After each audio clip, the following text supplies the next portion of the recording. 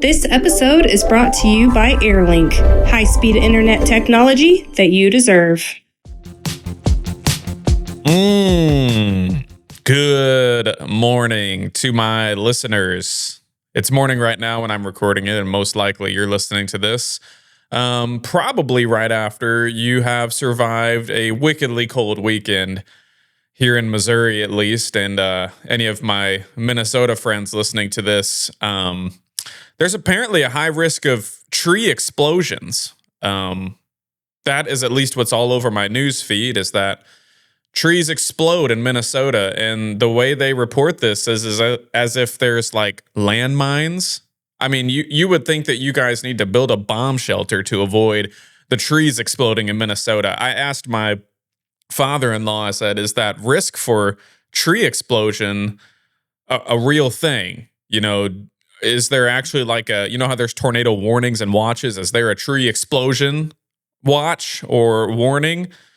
And he told me the risk is more like it cracks, but the AI pictures I saw online sure looked like they put a C4 mine in the middle of a tree. So I don't know about you guys in Minnesota. Stay away from the trees. Stop hugging them. Stay away from them. But anyway, if you are listening to this, I'm riding solo today. Thank you so much for being a listener. I have not addressed you guys individually this year, but just wanted to give a lot of thanks to everybody who's been listening and watching the show. Since we started it last June, it has been quite the fun ride. I really didn't know what it was going to look like and who was going to like it. I'm still enjoying it as a creative outlet and a way to love on the people that are in my life and highlight people that I think you guys should know. But just wanted to say a big thank you. If you're listening to this. If you're watching this, you are looking at me in sunglasses and a hat. I'm not like hungover. I think I'm wearing sunglasses because, well, I'll just say I am wearing sunglasses because I don't struggle with eye contact, like naturally. But I have found like there's something that happens in my brain. If I make eye contact, oh goodness. My brother's face car just drove by. Sorry, when I do solo podcasts, you're going to see how much of a squirrel brain that I do have. I have an outline in my brain, but it is multicolored and constantly spinning. But anyway, I'm wearing sunglasses because when you're running a solo podcast, and actually anytime in life, if I just hold eye contact with somebody too long, or let's say I'm in the bathroom mirror and I'm looking straight at myself, if I stare at it too long, I start to hear like some Mulan music play in my head, like the "When will my reflection show?" That's kind of what starts to happen, and so I'm definitely staring down the barrel of this camera. But I feel like if I do that for too long, we're gonna get uncomfy. I also heard it's either at Tesla or Microsoft that you're not allowed to maintain eye contact with somebody for I think longer than 5 seconds. Because I guess statistically you'll fall in love. So you're welcome to all of you married or taken people. You and I won't hold eye contact today. So particularly, I try not even to make eye contact with women at all. Just look down at the shoes if they're closed toe. But anyway, that's why I'm wearing sunglasses. I'm wearing a hat today. I'm wearing this Airlink hat. My hair was on fleek today. That's a saying from my generation. My hair was on point, on fleek today, but I wanted to wear this hat because Airlink is sponsoring this show, and it really means a lot to me that they reached out about sponsoring this show, and it just means a lot to me. So I wanted to wear this hat because it's cool, and it just means a lot to me that Casey over there believes in what we're doing and thinks this is a worthwhile place to advertise, and I'm excited to do an episode with him at some point. But anyway, I'm wearing this hat because I like it, even though my hair was feeling good today. I don't know how you guys do shampooing, but I was told like if you shower every day and wash your hair every day, that's bad for your hair. So I have like a Tuesday, Thursday, Saturday-ish, Sunday shampooing routine. And so today is a Friday when I'm recording this. So usually the day after I record, it's not like all cleaned up from my shampoo. It's got a nice little wave to it, but I'm covering up with the hat today. If you've been sticking with us at the beginning of this year, we've been on somewhat of a fitness theme. I had Mackenzie Wells on my first episode, had Elijah Nagby on the second episode. Mackenzie runs I don't even know how to describe it, but she's just a fitness influencer now. People subscribe to her to watch her work out, and she gets a lot of people to do it. It was very cool to see how many of you guys and how many people I'd never, heard of before from different countries. I mean, I think we had Australia tuning in and commenting on the podcast. So it was honestly just really encouraging to see how many people that Mackenzie, if you're listening to this or watching this, it was really encouraging to see how many people really seem to love what you've been doing for him. So Mackenzie's got a huge following. Elijah owns the gym here in town. So I wanted to talk to him about that. But today you're going to get, at some point I'll get to it. I think I'm going to talk to you guys about just my fitness journey, because possibly that might be a bit more relatable than the people that I'll have on this month, which are people who either do fitness for a living or are maybe unicorns. I'm having my buddy Drew Gandy on next week, and he has worked very hard, but I bet there was not a time in Drew's life where he was fat. He can tell me if I'm wrong about that, but I'll have him on next week. But I figured I'd talk about, my fitness journey that I've had so far, and ultimately kind of my relationship with my body and my self-worth and things like that. But anyway, we are rolling on the podcast today. Just got some thoughts I wanted to start the day with. First of all, Miss Rachel's in the headlines about like being anti-Semitic or accidentally liking some comment, which she said was an accident. But I just want all of y'all, if y'all are giving Miss Rachel some heat, first of all, you still owe her child support. Okay? There's a child support check you haven't written. And B, you better back it off before she makes her stuff subscription service only too. Okay? Miss Rachel, she got a huge following, and she's watching your kids sometimes more than you're watching your kids, all right? But she's been in some heat for that. She also had the new, I don't know if you call them socialist. I'm not super politically savvy when it comes to verbatim, but she was with Mayor Zamdani, or whatever his name was, and they did a show promoting daycare, which is, it is what it is. Miss Rachel has the right to do what she wants. I don't think what Mayor... Is it Zamdani or Momdani? I should probably check that just so I don't sound super white. New York Mayor. Momdani. I'm sorry about that. Mayor Momdani, if you're watching that, I'm sorry about that. I think I probably don't agree with most of his political leanings, but I think they got together for an episode, Miss Rachel and him, to talk about like free daycare for New York and free daycare for 2-year-olds, and obviously Miss Rachel's like probably thinking off the top, yeah, that sounds great. We want these kids to be cared for and taken care of. And so first of all, if you're giving Miss Rachel heat, you can like somebody without like liking everything that they've ever chosen to do in their life. I mean, good Lord. Like, for example, I'll say I like Tucker Carlson. I do. I don't agree with everything that he says, but it doesn't have to be so either or, right? Ideally, or at most, I like what Tucker's doing. He's sticking his nose in places. Does he say some things that I'm like, I don't think I would have said that or said it that way? Sure. But man, like you can do that. You can like a person without liking everything that they've ever done or ever said. I don't know where that came from. I'll say there was a run there where especially Republicans hated cancel culture. And then I think in retaliation, we're like, you know what? We're just going to give you conservative cancel culture. And I think like we're just doing the same thing that conservatives hated about getting canceled. Cancel culture is stupid. I can't imagine. Has like nobody been to a buffet before? Been a buffet and you're sitting. I would hate to be at a buffet with some of y'all. We're eating a steak and you're like, but did you know the green beans suck here? So we should leave. And actually the business should be shut down because I hate green beans. This episode is brought to you by Airlink. Airlink. Since 2011, Airlink Broadband of Salisbury has been powering homes and businesses around here with fast and dependable internet. The goal of Airlink here is to bring you and our communities the kind of internet service that makes your life easier, smoother, and makes your life more enjoyable. Curious if Airlink is available to you? Head on over to getairlink.com. That's get like, go on, getairlink.com. Or head over to the Airlink Facebook page that we'll link below. Airlink Broadband, great quality, local service, future facing. Let them prove it to you today. And it's like, no, dude, just go get another steak. Skip the green beans. You don't have to cancel an entire business because you don't like that portion of it. Crazy.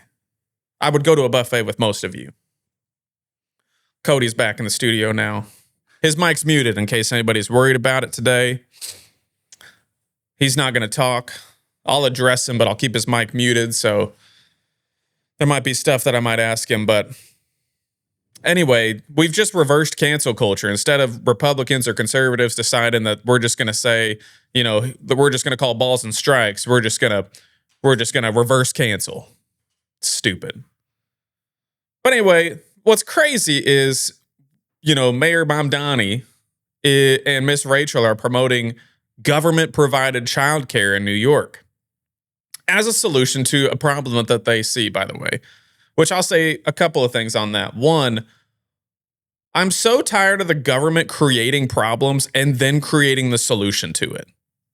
And us all going, yeah, raise the taxes to solve that problem. I just can't. I can't get around that.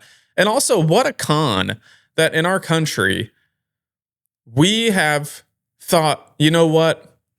Or I don't know if it's a con. I don't know if we believed it, but here we are. In most families, both parents got to work. Where there's two parents, both parents got to work. And they have to work because of economics. And now the government's going to raise our kids in daycare? Like, that can't be what we had in mind for the American dream, that we had to both work so that the government could raise our kids because we have to work. And some of this comes from like gender equality and things like that. I mean, what a con that we've convinced women that it's more important to work than to raise their babies. And now we got to pay the government to raise our babies. Man, there's just nothing better than the gift of kids, and we can't be around them because we've decided that all of us have to work or we're unequal. I'll tell you what, take whatever money you're taking out of our taxes to give this government subsidized care and give it back to the moms. And if you're like, Landon, why are you saying moms? I don't know. When you hired a babysitter recently, did you have a man on that list? No, you didn't. You're not hiring a 15-year-old boy to watch your kids as you go on date night Friday night. That is a list of responsible young women watching your kids. So it grieves me that we've gotten to a point where instead of focusing on being present with our family, that our economic system has gotten so bad that both parents have to work, and now we are saying, hey, government, please watch our kids. Which I don't know if anybody's actually saying that. This is a classic government thing to do, is to create a problem that may not be there, ask for your money to solve that problem that may not be there, and then, send the money somewhere else. All right, well, that's good to get out of the way. If hopefully, if you're listening to this on a Monday morning, maybe you're driving to work, maybe you're stuck at home watching this. So again, I appreciate you tuning into this, but yeah, I would just encourage you, if you don't have to like all of the content that I produce in order to follow my stuff, right? You can like me as a human and not like any of the things that I just said. None of this content is curated to offend any single person that I'm talking to. I know that it naturally might be something that you don't like. Like, for example, I think Shane Gillis is hilarious. He's a funny guy. There's some bits that he does that I do not like, okay? But I can still admit that he's a funny guy and he says some funny things. Okay. But he uses the R word a lot. I don't like that. He makes fun of certain people, which, by the way, I think he makes fun of a lot of Down syndrome people. The Down syndrome people he hangs out with think he's hilarious. And I think he's got Down syndrome family members. You might be somebody who really loves just dirty, raunchy comedy, but you're still going to admit that Nate Bargatze is a great comedian. Okay, you don't have to, because you like dirty, raunchy comedy, doesn't mean you have to hate Nate Bargatze. It's just stupid. So anyway, all 5 of you that are listening, I appreciate you sticking in this long. Hopefully you survived the cold. My plan today is after that short little rant, which I think is over, but you've seen my brain pop a few different things in there. Just talking to you about my relationship kind of with my body and my mind over the years. And again, I just downed an Uncrustable, which I'm really trying to get a sponsorship from Uncrustable. But I also like the taste of them, so I probably will continue to eat them. But, like for breakfast, I haven't had anything yet. Uncrustable's got 210 calories and some saturated fat in there. And, whoever told us the lie that peanut butter was a great protein source, man, that's just some marketing, okay? Just like milk is like some great calcium source. It's not. Again, all right, if your brain's going, is Landon saying don't drink milk? No. That is whatever this cancel culture brain that is stuck in your brain is. I don't know. Here's what I think it is. Every device that you open has an algorithm that's curated to basically, and now you're just convinced that everything in front of you should be what you want to see. Because that's what all your algorithms have ever done to you. Is saying, this is the only thing that I want to see. Everything else is hogwash. So anyway, I'm not saying don't drink milk. Support the cows, man. I don't think they're sitting on barrels of milk, but support the cows, whatever. Unless you're lactose intolerant, which there is some lactose-free milk at Aldi that's pretty good. Got some chocolate milk there. Also high on protein. I don't know why chocolate milk is high on protein. I have no clue. Like, had 14 grams in that serving that I had. That's a lot compared to normal milk. Malk. Joyce, if you're listening to this, that's for you. Anyway. There's some added sugars. I've been kind of trying to avoid added sugars, but it's only 8 grams of cocaine there, so that's okay. My favorite part about the Uncrustable is it says vitamin D 0%. Like they're required to put how much vitamin D is in there, even if there's 0. I wonder if the crust of bread has vitamin D. 2% calcium, 1% iron, 2% potassium. But I tell you what, the NFL goes through, I think, what did we find? 80,000, 40,000 of these a year, something like that. Pretty wild. Anyway, just had an Uncrustable, but I was going to talk to you about just my fitness journey and where I've been. So as far back as I can remember, which is about the 4th grade, I didn't really start to have body shame issues until middle school when I moved to Fayette. I was always like the kickball king in elementary school. I went to Paxton Keeley, went over there the first year that opened in 2nd grade. And I was the kickball king and I was popular. At least I thought. This is all my perspective anyway. But I was the kickball king. I was popular. My first girlfriend, she was the fastest and I was the best at kickball. That's how it went. And then relationships in that day, you just didn't, you like started dating and then you never spoke to each other again. You just wrote notes. And I remember breaking up with my first girlfriend. Here's my like self-worth thing. At least early on, I was like, so we had Valentine's Day coming up. Her name was Katie. Katie, if you're out there, hope you're doing well. I think you had dreads the last time I stalked your Facebook. But, we broke up.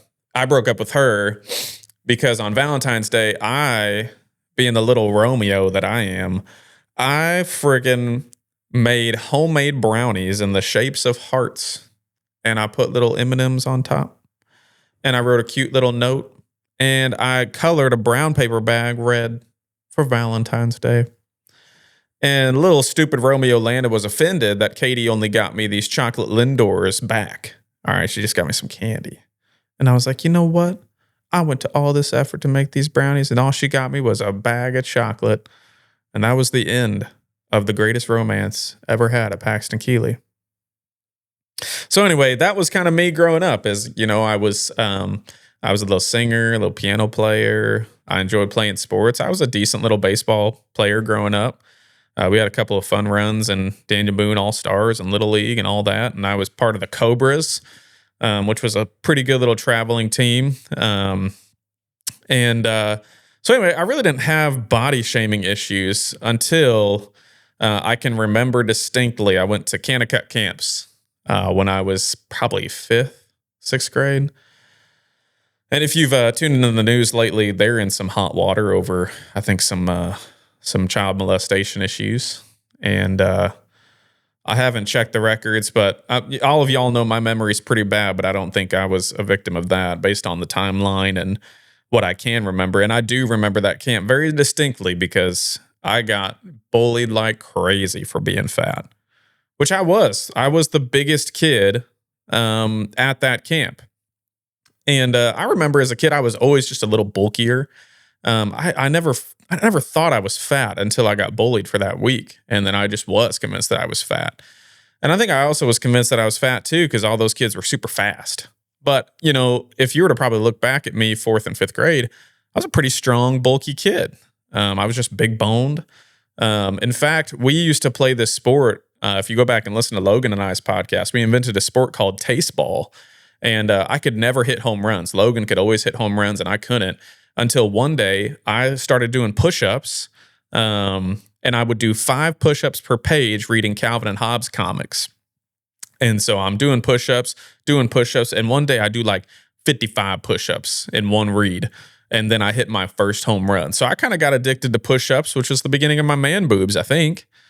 And so I go to Kanakuk camp, and there's a lot of bullying going on. And that was kind of the beginning of my body shaming issues. I was convinced that I was fat. That whole week, I couldn't I didn't want to, I don't think I showered with my shirt or trunks off just because I don't know. It just started to really, I felt like I was fat. Really had a hard time at that week, even though I think I was surrounded by just a bunch of scrawny, fast kids. But I just remember getting bullied that whole week. I remember getting an award called Landon the Leader, which, by the way, the words that you say to kids are powerful. Or if they go on to develop trust issues, it'll make them question everything. But every single award that I got as a kid that I can remember was always something around leadership, Landon the Leader. And not everybody got that. But now I'm like, is that just alliteration? Because that's what you had to pick with an L. But I believed it, regardless of whether it was true or not. I believed it. And so I think I remember that week just really hurting. And that was kind of the beginning of my body shame issues. From there, I would get these Stars compression shirts from Walmart. And, your boy's probably been a size, I don't know, large XL since I was 12. But I would buy these medium to small Stars compression shirts at Walmart to squeeze in my boobs and my body and all that. And I would wear that as an undershirt every day. Every day I would wear that. And so I remember then we moved to Fayette and when I was in 7th grade. And I don't think I got bullied. It was funny. I didn't get bullied for being fat. I was bigger. But again, you got boys were starting to grow. We're hitting puberty. And I was a decent athlete still. Not great, but, I played like a 3 or 4 guard spot in basketball. And I was still a pretty good baseball player. And I was big. I wish I had somebody in my life at that point just saying, probably like a dad saying, hey, you're a bigger kid. And it's not because we've been feeding you waffles for 2 years straight. It's just you're a bigger boned kid. But I didn't have that, and my mama might have said that to me. But there's something about too, when you grow up with a wonderful mom and then at some point a single mom, I think there's something in a young man's brain that goes, well, she's just saying that because she has to, I think that's an easy lie that probably crept in. So I'm sure my mom was not unaware of my body shaming feelings. And I'm sure she probably tried to encourage me out of it, but I probably needed a man at that point to go, hey, dude, first of all, you could sit on any of these kids. All right. And you're stronger than most of them. Nobody just kind of pushed me into my strengths. I think I just, compared myself to the guys around me and was like, dude, I'm not as skinny or as fast as these guys. So anyway, I didn't get really bullied for being fat in middle school. I got bullied for wearing these tight undershirts. But that didn't convince me to not wear those, So I went quite a few years. I don't think it was until maybe my junior or senior year in high school, where again, I've been an athlete my whole life. And I know athlete's subjective, but I was playing, 2 to 3 sports and all those things. But probably wasn't until I was a junior or senior in high school that I kind of shook that tight shirts. And it was for a couple reasons. One, so back in that day, it would have been 2011 or 12. It was not like I think I remember I had my first smartphone in college. So still don't have a smartphone. Definitely don't have a laptop. Definitely don't have like a credit card or a debit card. And so you couldn't just like hop on Amazon and buy weight loss pills. So I do remember distinctly walking into like a GNC supplement superstore and looking for like these weight loss pills. So when I was a junior in high school, got a hold of some of these like metabolism, who knows what was in them. Probably shouldn't have bought them. I mean, I know I shouldn't have, because I remember I would take them. One time I just had to sit down in the shower because I think I took it on an empty stomach, and just my whole body, I just started sweating and shaking. So don't recommend doing that. But again, you're kind of seeing this continuance of a body shaming kind of pervade from middle school all until about my junior year, which I think some of that was, I took some weight loss pills. I don't know if they really helped. But B, like I was starting to perform a little better in my sports. I was also like, I went through some counseling and therapy when I was in college and learned a lot about codependence. So I was a codependent little kid. And so I remember I had a girlfriend in high school that it was not a healthy relationship, but she absolutely believed in me as an athlete. She was kind of the first person that was like, all right, you want to get better at basketball? Let's go. I got keys to the gym. Let's go to open gym. And she's like, all right, you want to go play college baseball? And dude, we would work out and she would like hit me ground balls. I mean, so I think that was when I started to believe, maybe that not everybody just thought I was fat and kind of focused on myself a little bit. And I think my junior year is when I did shake the tight compression shirts at that point. Which was nice, and I think if I'm trying to remember how I felt about myself from a fat perspective, that kind of went away junior, senior year. I stopped wearing those shirts. I think I got a lot more confident in my personality as I went into college. Definitely when I think I met the Lord for real in college, a lot of that stuff went away, which I will say, any of you who like are really wondering if you can change and if like the Lord actually changes your life, absolutely. I really don't think I thought for another second, for a while anyway, that like I needed to wear tight shirts or be somebody that I wasn't. All of a sudden, I remember my grandma, she recently passed away, but a quote that I say a lot of her is in college, I did a lot of work on her farm. And one time I show up to the farm after cutting some ice, and I'm in like camo sweatpants. I'm in a Duluth buck naked trading. I don't know if it's called buck naked, but I'm in a Duluth, flannel and a turtleneck and some hat. And she just looks at me and she goes, "The dress of a confident man." So, I think for me, after really getting to know the Lord and realizing that my like identity and value was in the work that he had already done, that he didn't need me to be some different version of myself, at least physically, for me to be saved, right? He certainly cared about my sanctification, and I learned a lot through discipleship about being a good steward of my body. And that was really good for me. So I graduated college early in December of 2016. And in college, I didn't put on like the freshman 15. I was still trying to play baseball competitive level. Played baseball, ended up having a back surgery after my first year. I didn't even touch the field. I couldn't even get my NAIA because I had NCAA eligibility all done. And then when I transferred back to Central Methodist at semester, dude, they couldn't get my NAIA stuff done. I would have only touched the JV scrimmage field. But either way, Coach Breland, if you're watching this, I got 5 years of NAIA eligibility left. It'd be fun if I could come back and be like a closer. Anyway. But really didn't think about like my body much after that. I knew after I had back surgery, I needed to keep the weight down. And I really didn't gain my freshman 15 until I graduated college and I moved up to Minnesota and took my first job in Minneapolis, which I will say, folks, say what you want about a small town. You cannot get fat on fast food here. Not really. You can get fat, but not on Chick-fil-A. And boy, did I find Chick-fil-A in Minneapolis. Chick-fil-A, Cane's. There was a Chinese place in walking like 20 yards behind my office window at American Family. Yeah. So we were getting, and it was bad, but it was right there. You know, that's the other thing about cooking and prep and how easy it is to get access to food is, dude, it was bad, but it was right there. And dadgummit, my lazy white self walked over there multiple times a week to get orange chicken fried rice.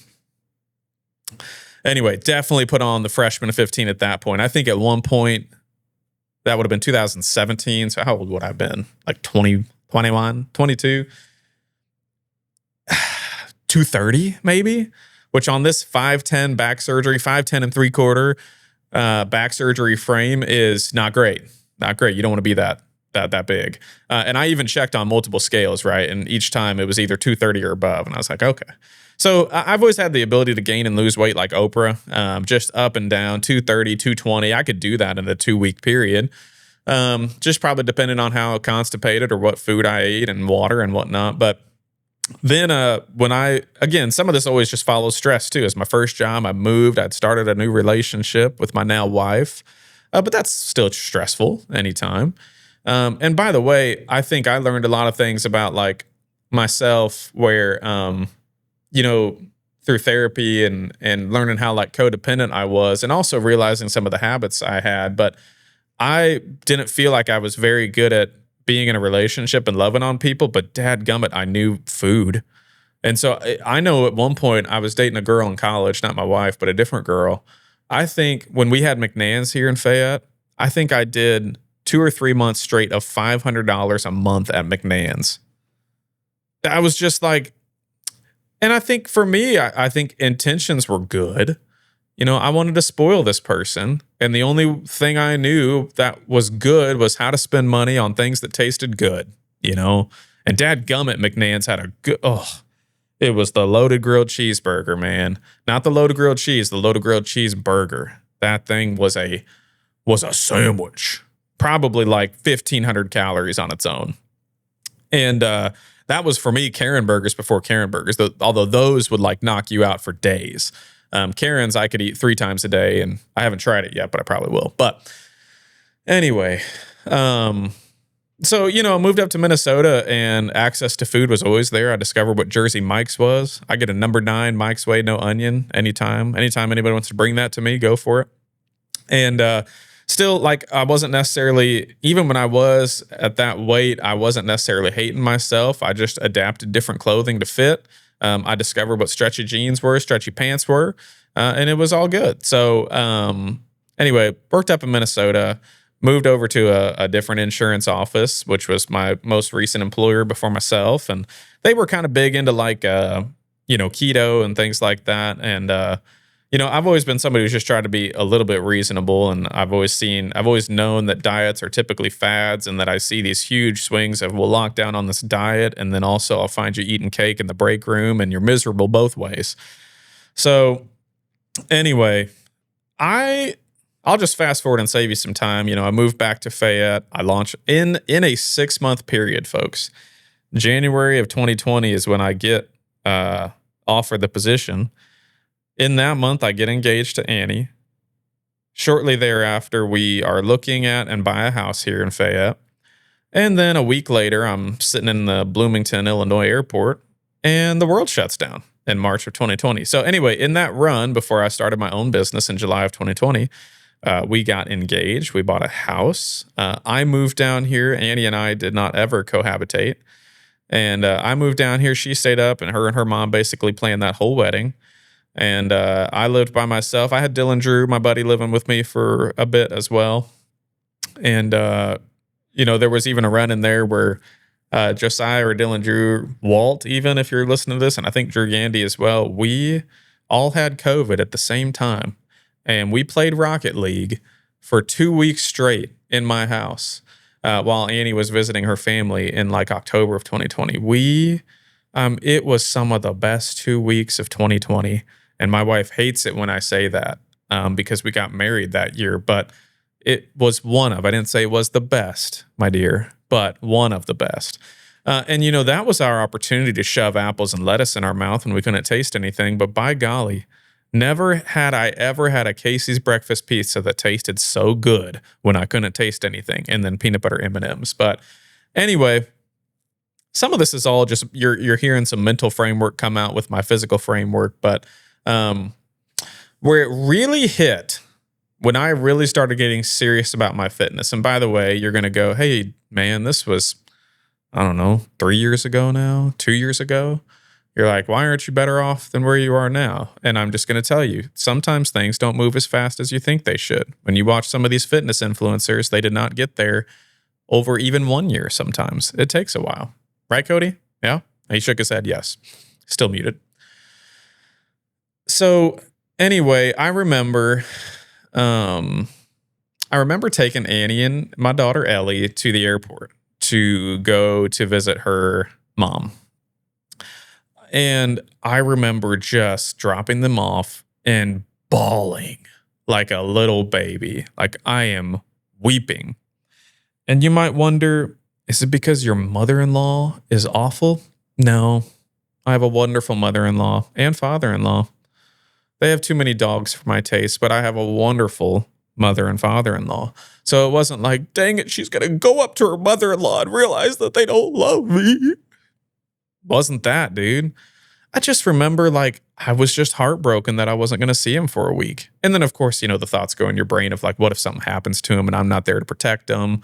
I mean, by golly, they're going to Minneapolis. This was a couple years ago. Anyway, so I just remember bawling, and I'm a tough dude, at least I think I am. I'm a bigger dude. And at that time, like if you were filming a video of this is me, probably that would have been 2023, probably summer of 2023. If you were filming me, you're looking at this dude who, I think I own a couple of businesses at that point. And, I'm 5'10" and 3/4, 5'11". I'm a huskier dude. I'm got a beard, probably pretty manly. And I am ugly crying as I drive away in my sick 2021 Toyota Tundra TRD Pro. All right. So like if you're filming this, like imagine like driving next to me as you're driving out of the MCI and you look over and you just see this full grown man. I had to pull over. I was just weeping. And so pull over, I figured out, I get back on the road. And lots of times whenever I've had a couple of these moments in my life where I remember the first time I needed to wear a tie and my dad is not around. And that was and my granddad had passed away before. So that was one of those moments where I just got hit with that reality of like, at least for me, from my perspective, I did not have a man to show me how to tie my tie. And that broke me. And so I remember at that point, and by the way, that was the beginning of my YouTube learning days. Okay. I've always said YouTube's been a better father than most to me. And I learned how to tie a tie on YouTube. And now I know how to tie a tie, a double Windsor. And I've tied a lot of ties for a lot of men since then. So, hey, the Lord does redeeming stories from not knowing how to tie a tie to tying ties for other young men. Sounds creepy, but, they just asked for my help. So, like Bellanote stuff. Anyway. So I remember that was one of those moments. And then this was another one where I am starting to reflect as I have a 2.5 hour drive home from Kansas City Airport. And this happens where I'm like, why am I so sad? Good questions to ask yourself, by the way. And like, again, I was going through this thing. It's like, it's not like they're going to a bad place. It's not like my marriage is in a bad spot.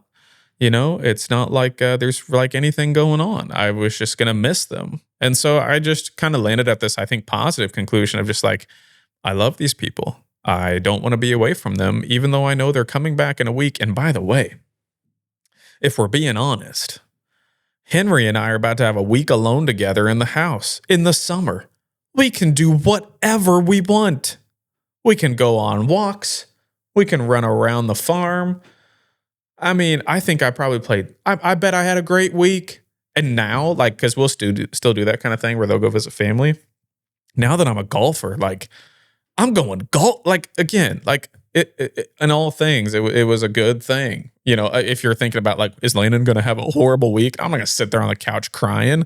I'm going to get honeydew projects done, and I'm going to go enjoy the outdoors. June in Missouri.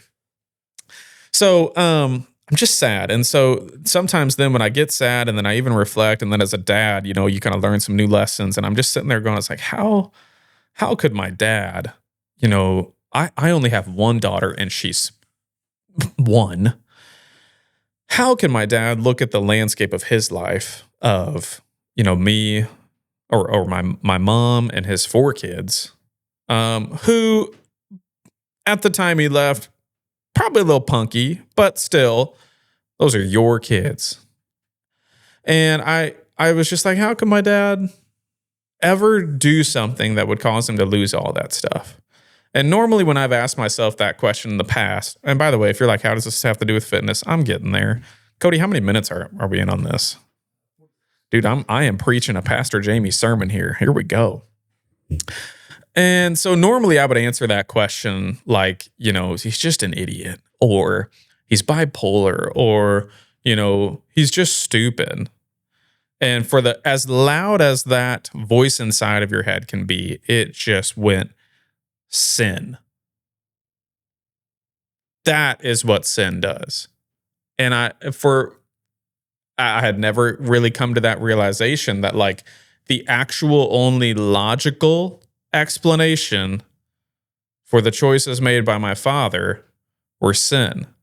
And by the way, most people don't look at sin and go, I want that, right? So by sin, I mean the trap and the snare of not defeating sin in your life. And that is the pinnacle of sin, is the cost of all of that being his family. And I think for the first time, that hit me as loud as possible. If I've ever heard the voice of the Lord, it wasn't audible, but dadgummit, is as loud as that voice in my head could be. I was like, oh crap.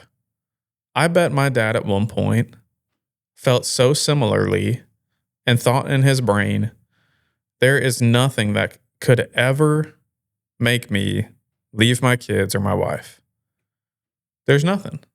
I mean, the capacity that I have as a father now to be willing to absolutely rip apart somebody that would hurt my family, it's there. I'd never felt that before either, before having a daughter. And so I sat there and went, it would be naive of me to think that I can play around with sin and that it won't eventually engulf me like it's engulfed my father. In fact, there's a really good KB lyric. I'll pull it up here. KB is a Christian rapper for anybody who wants to know. Let's see. I'll just read you this whole verse 1. Unashamed, like our middle name. Since 16, I've been in the field, spent a fortune on Bible college to plant churches in Brazil. But God gave me Tampa, hip hop in 6 continents. But on 5 of them, I cried on them, like, come to Christ and know you could live. Amen. And I stayed outside when this dope boy went down for his strap. And my last trip to Africa, man, they said that we might not be coming back. Risk my own life, my career, my goals, my own wife.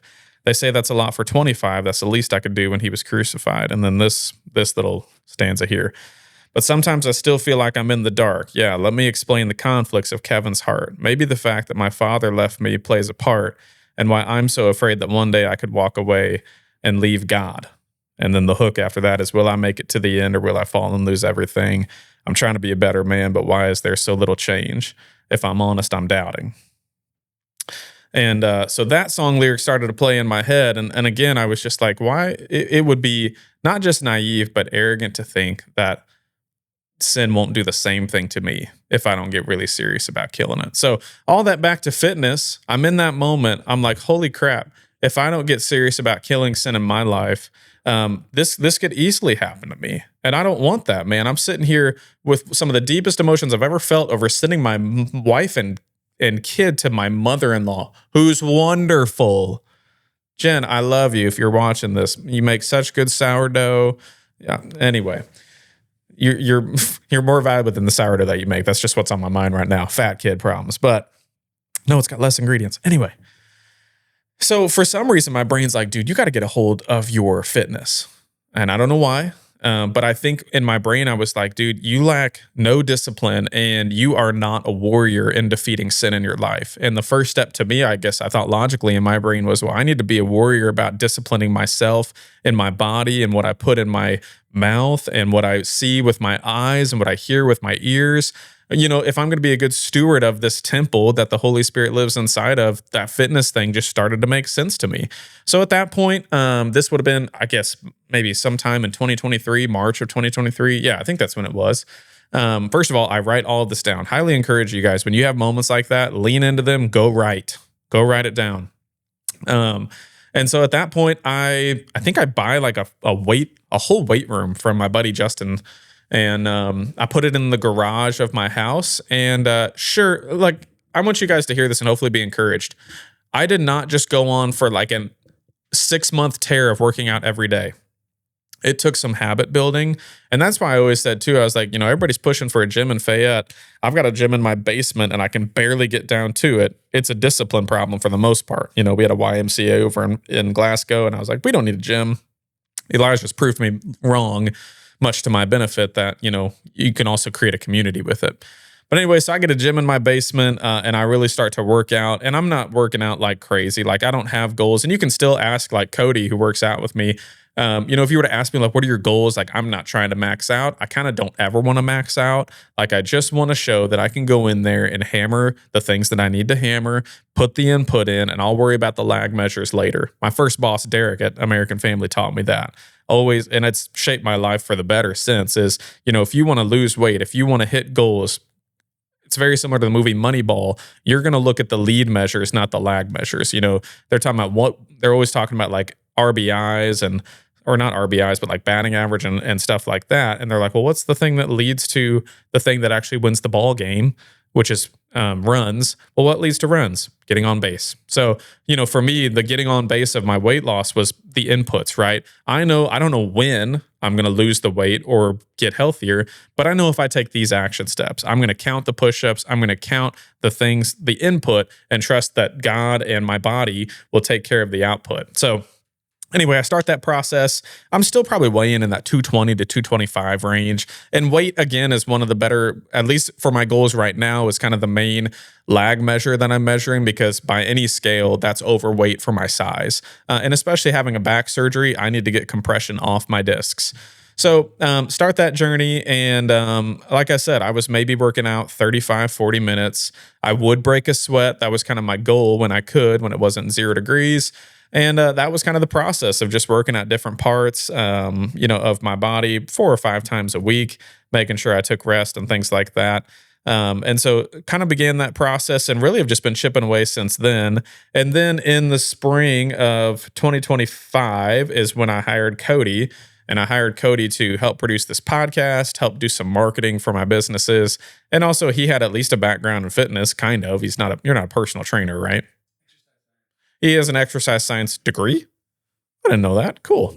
Anyway, I didn't know that, obviously, but he knew enough to at least be a gym buddy for me and get me working out. So, again, all of this was kind of trying to build the discipline to show myself that, like, hey, I'm going to discipline my body to discipline my spirit. And for the most part, that's gone. It's been really enjoyable. I'm always scared to kind of talk about like something going well because A, I don't want to jinx it, and B, I don't want to be arrogant. But if any of you have watched my progress over the past couple years, it has been full of pizza and weight loss, right? Like, I have not been just a super pill to be around. I mean, folks, I launched an ice cream shop after that event. I had a giant like come to Jesus moment, and then I launched an ice cream shop, right? So I feel like I've done a decent job of balancing, presence and joy of the moment, and that it's okay to have this thing occasionally, while also going, hey, lock in, discipline our bodies, and there's probably going to be some fitness gurus that are like, well, you would have results faster if you didn't do that. And I'm like, sure, but I might have missed some really cool moments in the process of that. And part of all of that is just the accountability too of having people in your life going, hey, that's like your eighth Uncrustable today. You kind of need those people in your life. And that's why try to surround myself with those kind of people. But so anyway, hired Cody and we started hitting the gym, and that's when we launched the podcast at the same time. And I will say, outside of, maybe a couple of travel weeks and maybe a sick week, right, Cody, in the probably past 6 or 7 months, we've been pretty disciplined about getting in there 4 times a week in the gym. And then from a diet perspective, again, I'm not giving advice. I hope that as you listen to this, you can at least hear my story, and then anything that maybe I've done, you'll pick up on. But I've really just focused from a diet perspective, and I have lost, I'm down to 211 now. So 15 to 20-ish pounds over the past couple of years has been a really big focus on just reducing ingredients in the things that I eat. There has not been like one single thing that I'm like, I won't ever touch that again.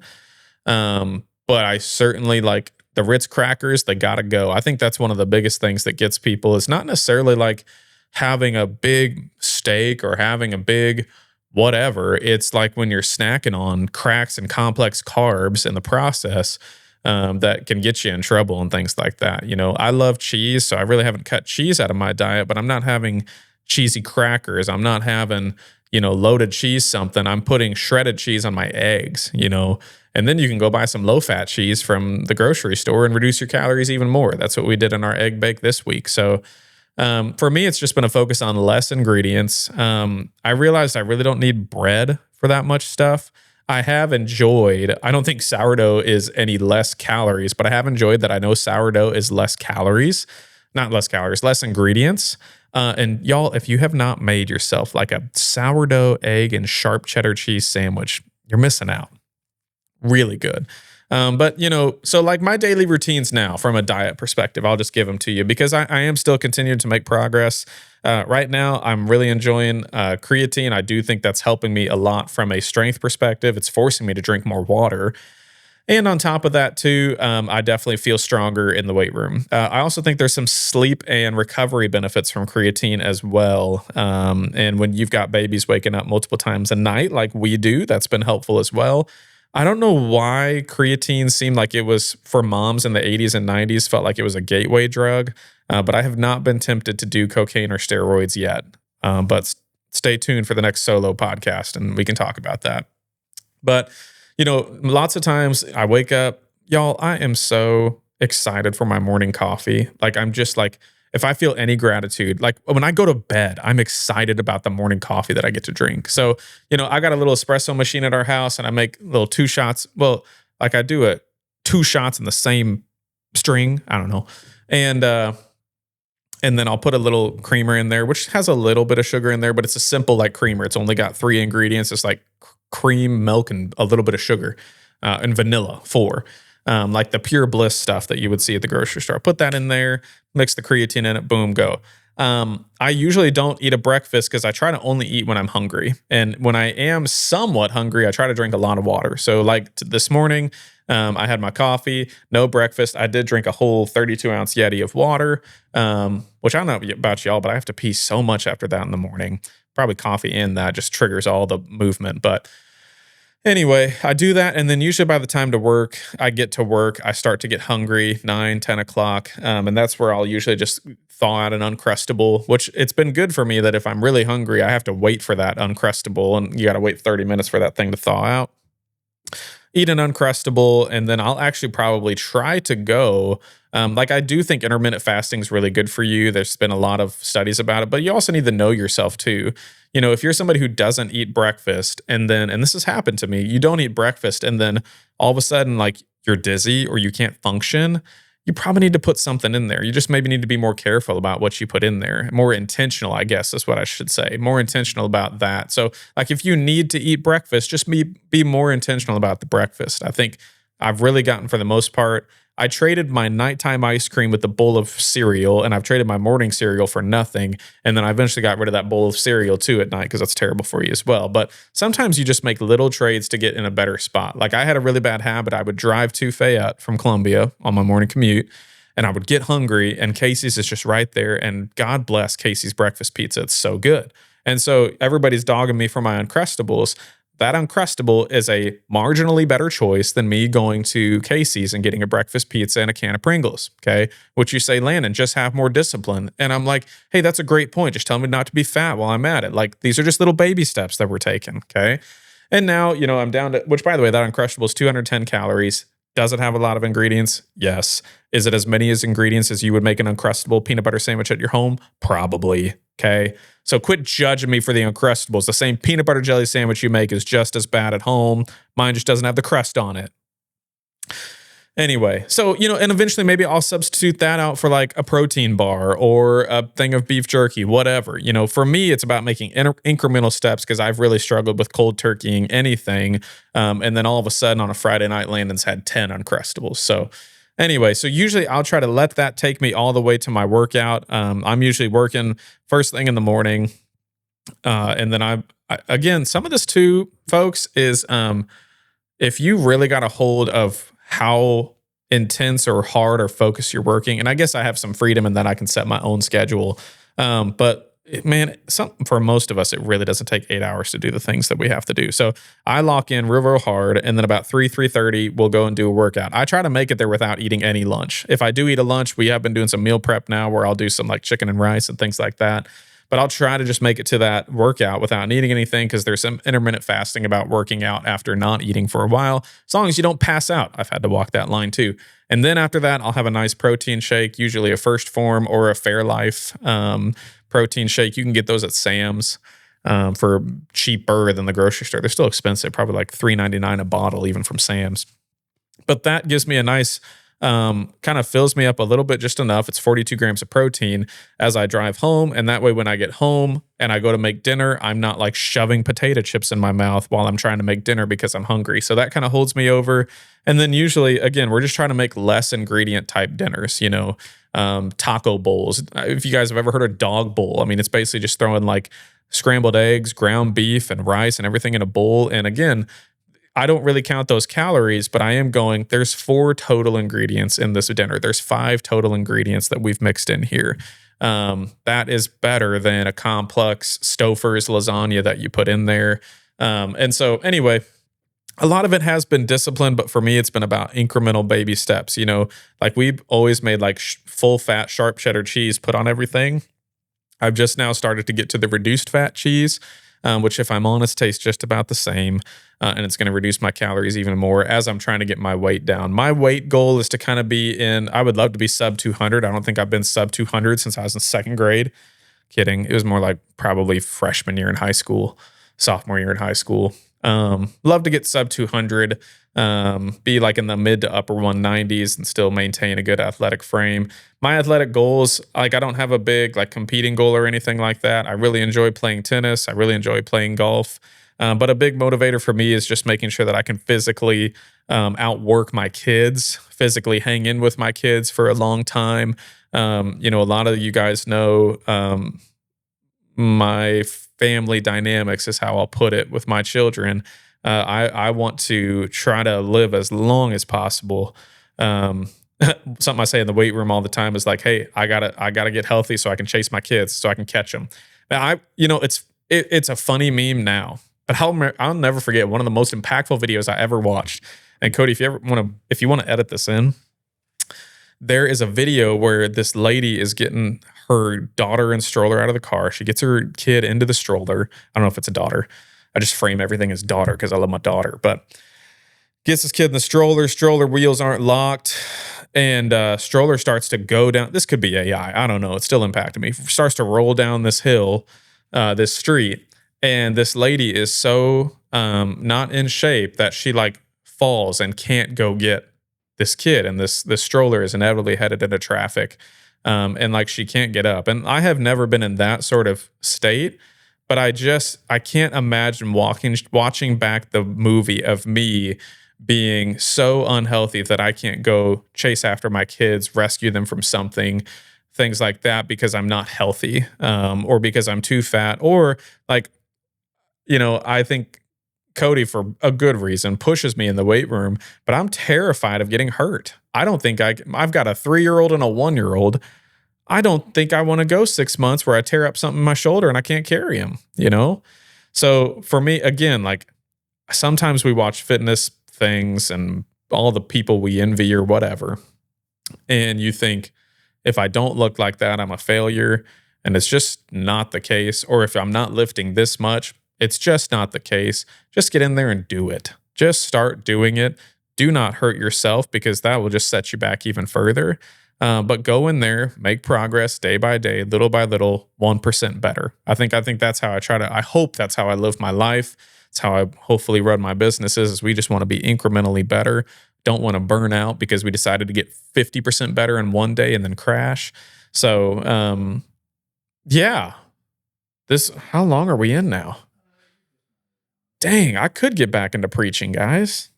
If anybody just wanted to listen to me rant for this long, I don't know. Hopefully this was helpful. You'd hear a little bit of my story in there. And I think now, guys, I really don't think I have much body shaming issues. I have things that I like the way I look better than the way I don't like them look. And certainly a couple of times a year, you can ask my wife, I'll have a morning where I'm trying to get ready for something, and I've gone through 10 or 12 different shirts that I just didn't like the way they looked on me. So this is kind of like where you go back to that self-worth and like makeup thing for women, right? Some women wear makeup because they hate the way they look, but there's some people who don't hate the way they look. They just like certain ways they like better. It's not because they hate the way they look naturally. And I think that's how I've gotten a little bit with clothing now, is I like the way certain things fit. I like the way certain things don't fit. I'm really big into golf now, and I really like all the way golfers dress. I'm comfy and it's good. So, I think right now I'm in a decent spot, but I think some of that confidence is from the disciplines and the habits of working out and eating a little bit better. It also helps that Henry's has been closed for the whole month of January. But just want to encourage you that I think ultimately, and I hope the message of a lot of what I do is just calling you to be present and focus on the battle that's right in front of you, instead of focusing on the battle that you think you see on one coast of the world and in one political party or things like that. Like, your battle that the Lord has called you to is right in front of you. And if you continually overlook your sin and the things that are in front of your life and the people that are in your life, that neglect will eventually, it's not going to lead to anything great. So if you want to be great, I would encourage you, lock in those eyes, bring them down to what's right in front of you. Look up to Jesus, bring those eyes that are right in front of you to the things all in front of you, with the people in front of you. And I think as you make incremental progress on those kind of things, you'll see your life turn for the better. So anyway, keep crushing your fitness goals. If you're struggling, that's normal. Just get back after it. If you miss today, the next best day is to start the next day, or the next time, or even right now. So, folks, tune in for next week's episode with my buddy Drew. Thanks again, Airlink, for sponsoring and believing in us. I'm excited for what 2026 has. Thanks.